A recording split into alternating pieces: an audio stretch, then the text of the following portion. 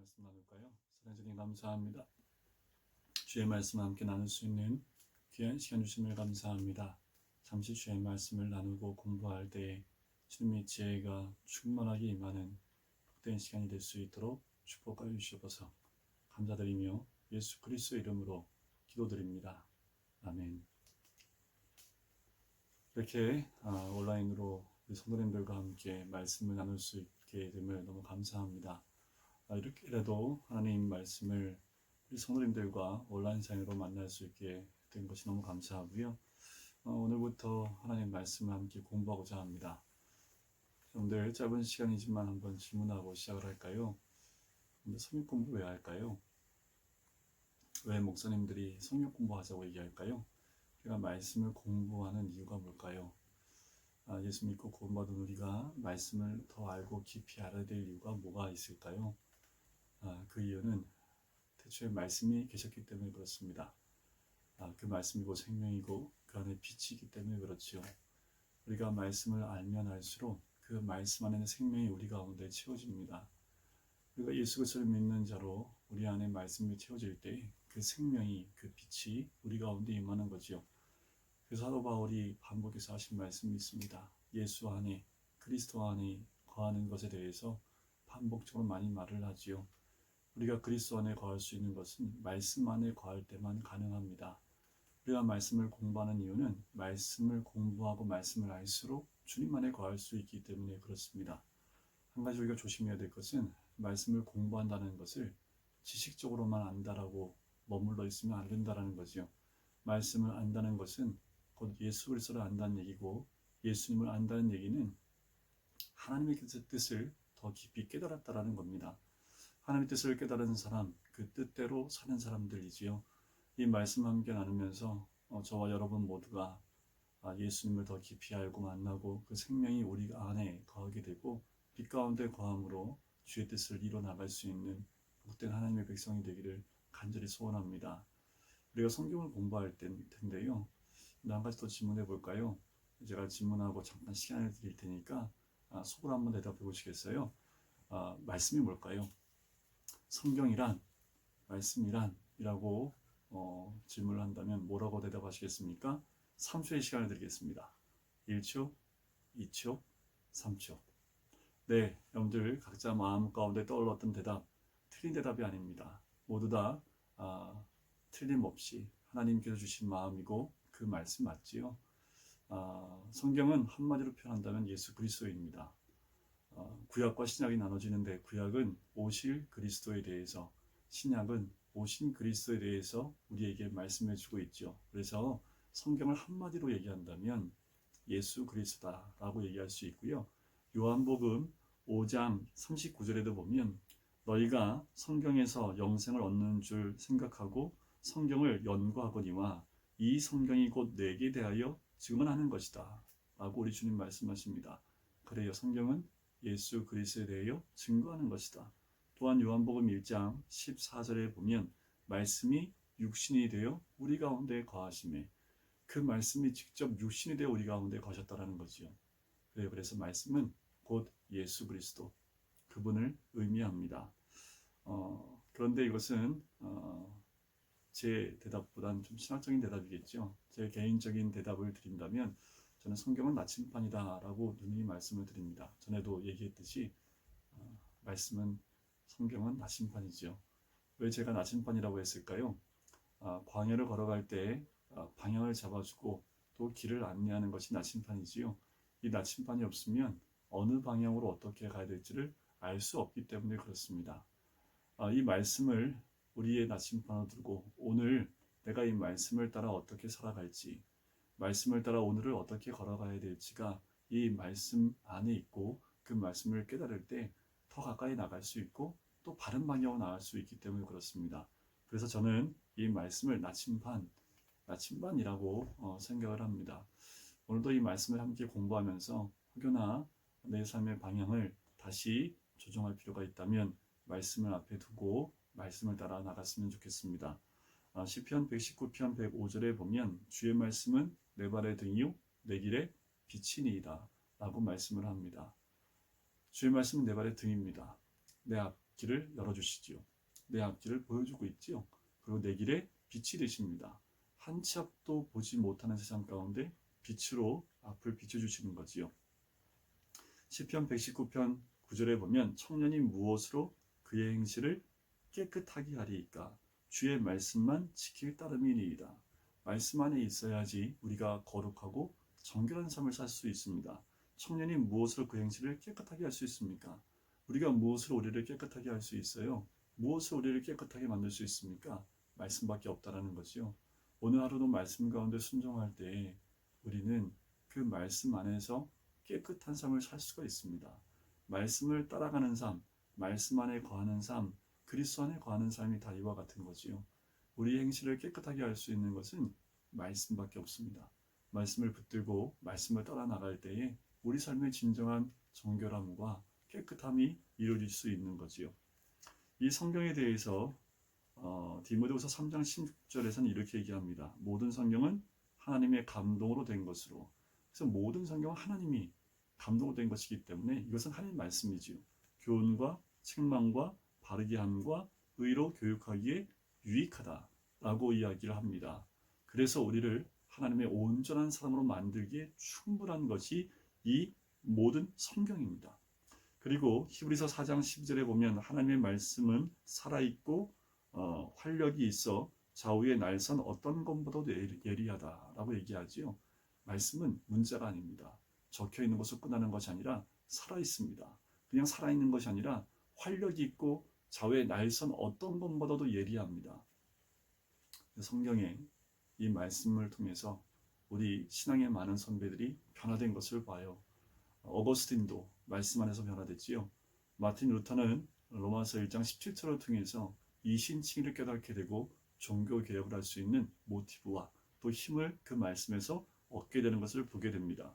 말씀은 우리를 변화시킬 충분한 힘이 있습니다. 그 말씀 안에 거할 때 우리는 우리의 신앙 가운데 변화된 삶, 그리고 그 말씀을 통해서 하나님께 더 가까이 가는 삶이 가능해진다라는 겁니다. 예수 그리스도를 믿는 자, 그 사람은 다 말씀 안에 거한다. 그리고 말씀을 사모할 수밖에 없게 되는 거지요. 그럼 우리가 함께 공부할 성경은 다양성과 통일성을 갖고 있습니다. 왜 다양성이냐면 이 성경 66권인데요. 총 구약 39권, 신약이 27권입니다. 근데 보통 이렇게 외우죠. 39, 27이라고 외웁니다. 구약이 39권이고 신약이 27권인데 총 66권의 말씀은 저자가 대략 40여 명 정도가 기록하게 됩니다. 굉장히 다양하지요. 그리고 이 기록한 연도를 보면 총 대략 1600년 정도의 시간이 걸려요. 성경에 나오는 등장인물은 2930명이 나오고요. 그리고 지명만 해도 1551개의 지명이 나옵니다. 굉장히 다양하지요. 그러면서도 통일성이 있습니다. 그 말씀이 앞뒤가 다 맞는다라는 겁니다. 말씀이 짝이 없는 말씀이 없다라고 성경에 나와 있기 때문에 그래요. 66권의 말씀, 그 안에는 총 1189장으로 되어 있습니다. 왜 1189장으로 되어 있냐고요? 제가 매우 쉽게 말씀드릴게요. 일일이 파고 또 파라고. 그래서 1189장으로 되어 있습니다. 우리가 하루에 한 장씩만 공부해도 1189일이 걸려요. 몇 년 걸리겠까요? 3년 이상이 걸리겠죠. 3년이 넘게 걸립니다. 오늘 저와 함께 이제 시작하는 말씀은 하루에 한 장씩 15분의 시간을 들여서 함께 공부할 텐데 이 시간들을 통해서 우리가 글쎄요 1189일 동안 공부할 수 있을까요? 그 가운데 우리가 할 수 있는 데까지 함께 공부하면서 말씀을 연구했으면 좋겠습니다. 성경은 어떠한 조감도로 되어 있을까? 성경은 시작과 끝이 있습니다. 그래서 기독교 사관을 직선사관이라고 얘기를 하지요. 창조로 시작을 합니다. 그리고 창조 이후에 인간의 타락이 나오지요. 타락한 인간을 구속하는 구속의 역사가 창세기 3장 이후부터 등장을 해요. 3장에 타락한 이후에 4장부터 하나님이 타락한 죄인된 인간을 구속해가는 과정들이 등장을 합니다. 그 가운데 예수님이 이 땅에 오신 거지요. 인간은 스스로 구속할 수 없는, 구속받을 수 없는 죄된 인간이기 때문에 결국 예수님이 하나님이신 예수 그리스도가 이 땅에 오심으로 우리를 구속하여 주시고 용서해 주시는 거지요. 그리고 결국 요한계시록 끝에 보면 완성으로 끝납니다. 이 완성은 하나님이 창조한 세계가 이제 완성으로 끝나는 거지요. 이 완성이란 무엇을 의미하냐면 하나님의 완전한 통치를 의미합니다. 죄된 인간이 하나님의 통치를 거부했지요. 그런데 이 완성된 나라는 하나님 나라로 완전히 통치되어지는, 하나님으로 통치되어진 나라를 의미하고, 모든 피조물들이 하나님과 조화를 이루는 나라, 그것이 하나님 나라입니다. 성경은 이렇게 창조, 타락, 구속, 그리고 완성으로 끝나는 책이다 라고 말씀드릴 수 있지요. 구약은 그림자와 같아요. 왜냐하면 옷이 그리스도를 설명하고 있기 때문에 그렇습니다. 신약은요, 실체지요. 그분이 오신 겁니다. 구약이 그림자와 같은 모습이라면 신약은 실체와 같은 모습이지요. 구약은 또 이렇게 얘기할 수 있습니다. 인간 위에 계신 하나님, 인간 위에서 사람들 위에 계신 하나님이지만 신약은 사람들 가운데 계신 하나님으로 등장을 하지요. 구약에는 하나님께 제사를 드릴 때 동물의 희생의 제사를 드렸습니다. 신약은 하나님 스스로가 희생 제물이 되심을 통해서 우리에게 진정한 예배의 길을 보여주시는 것이 신약의 모습이지요. 자, 구약을 좀 더 나눠볼까요? 구약은 총 5개로 나눌 수 있습니다. 모세오경, 역사서, 시가서, 대선지서, 소선지서, 39권을 이렇게 나눌 수 있는데요. 모세오경엔 5권, 창세기, 출애굽기, 레위기, 민수기, 신명기, 이렇게 5권이고요. 역사서는 12권인데 여호수아서부터 뒤로 12권이 이 역사서에 들어갑니다. 시가서는 욥기서부터 5권이 시가서고요. 그리고 그 다음에 이어지는 말씀 5권이 대선지서입니다. 그리고 그 다음에 호세부터 이어지는 그 말씀이 소선지서 12권으로 기록이 되어져 있지요. 저와 함께 이제 공부할 말씀은 창세기입니다. 이 창세기는 모세오경 가운데 첫 번째 책, 율법서라고도 하지요. 첫 번째 책에 해당하는 것이 창세기입니다. 저자는 모세이지요. 이 모세가 기록을 했습니다. 근데 우리가 꼭 기억할 게 뭐냐면 모세가 이 창세기를 쓴 이유가 뭘까라는 거예요. 자, 모세가 이 창세기의 창조를 기록한 이유가 이것이 과학적으로 무엇인가 증명하기 위해 쓴 것이 아니라 하나님이 창조하심을 우리에게 모세가 알려주고 있는 겁니다. 왜 알려줬을까요? 이 창조를 알려준 이유가 뭘까요? 이거에 대한 궁금증과 물음표를 가지고 우리가 창세기를 함께 공부할 필요가 있지요. 주제를 본다면 하나님의 창조와 인간의 시작에 대한 부분, 그러니까 시작이라는 책이에요. 창세기는 한마디로 시작하는 책. 내용을 보면 천지 만물과 인간의 기원을 알리는 성경 전체의 근본이 입자인 책이 이 창세기입니다. 이 책을 통해 인간의 반복되는 죄악과 실패 속에서도 넘쳐나는 하나님의 전적인 용서와 은혜를 발견하게 되는 거죠. 창세기를 크게 두 부분으로 나눈다면 전반부, 인류의 시작, 후반부, 민족의 시작으로 나눕니다. 인류의 시작은 1장부터 11장까지입니다. 여기에 큰 4가지 사건이 기록되어 있는데 하나가 창조, 두 번째가 타락, 세 번째가 홍수, 네 번째가 바벨탑 사건입니다. 이 큰 4가지 사건이 진행되고요.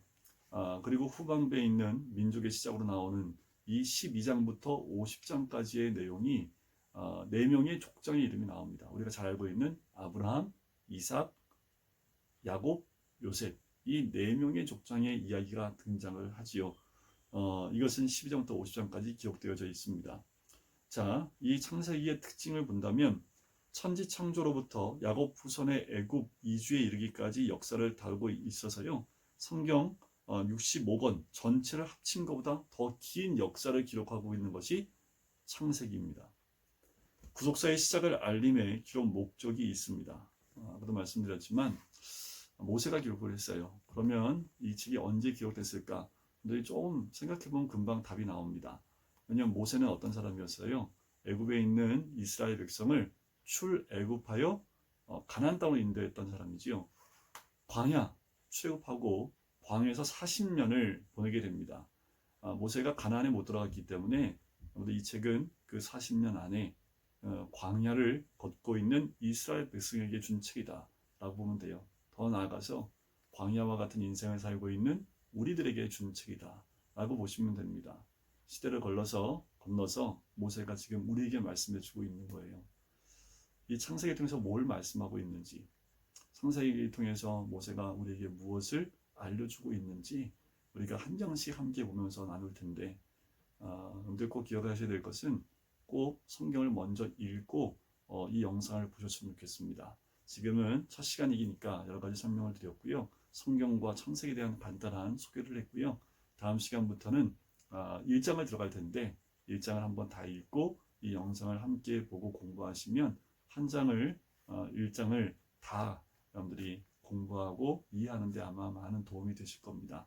다음 시간에는 우리 창세기 1장으로 다시 만나도록 하겠습니다. 기도할까요? 사랑해 주님 감사합니다. 오늘로서 시작을 합니다. 우리가 함께 나누는 그 말씀들이 하나님 각자의 주신 말씀으로 받게 인도하여 주시고 광야 같은 인생에서 하나님의 인도하심을 받을 수 있는 복된 말씀 될 수 있도록 축복하여 주시옵소서. 감사드리며 예수 그리스도의 이름으로 기도드립니다. 아멘.